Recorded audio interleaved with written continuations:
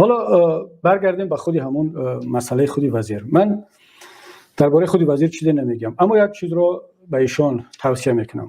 حالا لط و کوبکی شده، جاغتون شکست. همچون وزیر حیثیت و آب و رو و ناموس پس معلوم میشد که نبوده است. مادامی که میبود همون روز اول استعفای خود رو اعلان میکرد و میگفتید که مرا لط و کوب کردن. این دروغایی که به مسکو سفر کرد و حالا گفت و شنید برده ایستاده است درباره سپوتنیک اینا، خب این مسخره بازی رو نمیکرد. شما همچون انسان چگونه این هضم میکنید، تحمل میکنید که شما را لط و کوب میکنن، جاغتون رو میشکنن، شما خاموشید و حتی من فکر میکنم باز احتمال میدم که باز به یک شکل این رو سفید کردنی شوید یا اصلا از پهلوی این حادثه آرام بگذرید. همچون انسان این رو چگونه شما تحمل میکنید؟ حالا اگر وزیرم نمیبودید، یک انسان عادی باید از آب رو حیثیت خودش دفاع کند. فرق نداره دو دهقان است، راننده است، تاجر است، وزیر هست، پرزیدنت است، بالاخره انسان است. پرزیدنت فرانسه ماکرون رو یک شهروند و نشانه اعتراض یک شپاتی زد، همه در دیدن.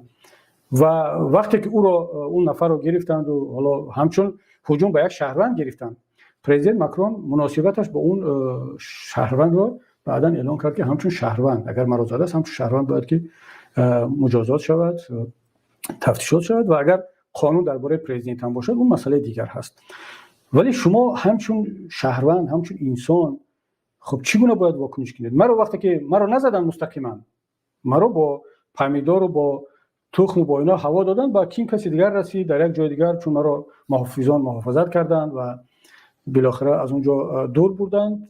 ولی من دعوا کردم، من اومدم در پارلمان عریضه نوشتم به وزارت داخله و گفتم این جنایتکاران باید پیدا کرده شوند و کسانی در پس آن هستند باید که به جوابگویی کشیده شوند. اما شما همچون انسان از خود چگونه دفاع میکنید؟ فردا نزد فرزندان، نزد خانواده چگونه با سری بلند میگید که خب و من تحقیر شد و من این گونه رفتار کردم، یا میگید که خب این جنی پرزیدنت بود و به همین تمام، یعنی جنی پرزیدنت زد شما تحمل میکنید؟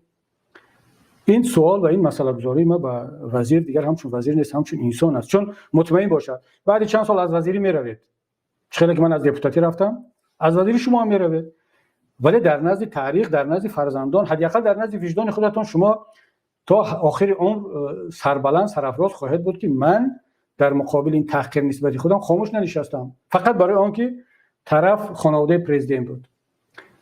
من توصیه‌ام این است نه تنها به شما، به همه کسانی که نسبتشون این تحقیر و این گونه خشونت صادر میشود باید از خود دفاع کنند، خود را احترام کنند. و امیدوارم که وزیر تندرستی بعد از آنکه صحت میشوند و به سر کار برمیگردند، اولین کاری که میکنن به خاطر خودشون، به خاطر آبروی دولتداری، به خاطر آنکه منصب و مقام همه چیز نیست، ارزشی را ندارد که انسان هویت و ننگ و ناموس خود را بفروشد به این ارزانی. یک کاری میکنید که ما هم میگوییم که خب بالاخره در تاجیکستان یک وزیر با آبرو و با ناموس بوده است. من این را بگم که در حکومت قبلی تاجیکستان من چند وزیر رو میشناختم که وقتی که نه تنها نزدن بلکه امام علی رحمان در جلسه وقتی که نسبت آنها دغلی کرد در همونجا کلید کابینت را گذاشت و یک تاش خانم هم بود، نام نمیگیرم برای اون که باز فشار بالایش نشود یا مجبورش نکنن که باز علیه من گپ نزند.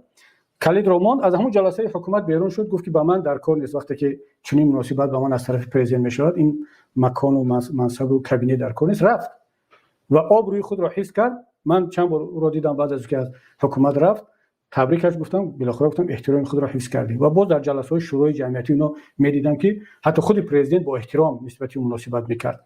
چرا؟ برای آنکه یک مناسبتی با شرفانه کرد. خدا رحمتش کند عبدالرحیم عظیموف را که عبدالرحمن عظیموف معاون سروزیر بود، در شاهدی من وقتی که اعضای کمیسیون آشتی ملی بودیم، یک جلسه مشترک حکومت و کمیسیون آشتی ملی بود، امام علی رحمان نسبتش یک تنقید سخت کرد، خیلی راحت گفت که این حرفتون غلط است و اگر که به خاطر کار باشد مقام مسئله ما رو بگیرید و استعفا رو کنید، ولی من تحمل شنیدن این گونه حرفا رو ندارم.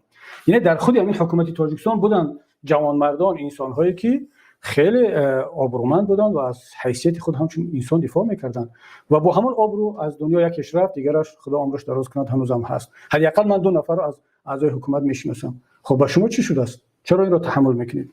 و این صحبتی که درباره وزیر تندرستی کردم تعلق به همه ملت، به همه کسانی دارد که مورد چنین خشونت قرار میگیرند.